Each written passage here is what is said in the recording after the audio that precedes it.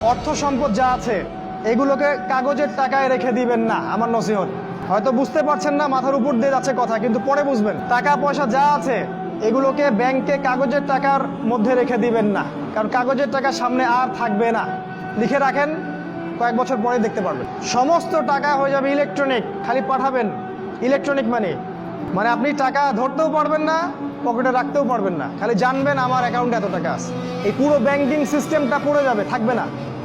বিশ্বাস না হলে লিখে রাখতে পারেন, এই পুরো ব্যাংকিং সিস্টেম পড়ে যাবে, কাগজের টাকা থাকবে না। কি করবেন তাহলে? আপনি আপনার সম্পদটাকে সোনায় রূপান্তর করেন, কিছু সোনা করে রাখেন, জমায় রাখেন, রূপায় কনভার্ট করেন। এগুলোর দাম কখনো কমবে না। 100 বছর পরেও সোনার দামই থাকবে। তো 10 বছর পর আপনার 10 লাখ টাকার মান 10 লাখ টাকা থাকবে না, দাম পড়ে যাবে, আপনি সম্পত্তি হারাবেন। এইভাবে তারা সারা বিশ্বকে লুট করছে, এই কাগজের টাকা দিয়ে তারা সারা বিশ্বকে লুট করছে।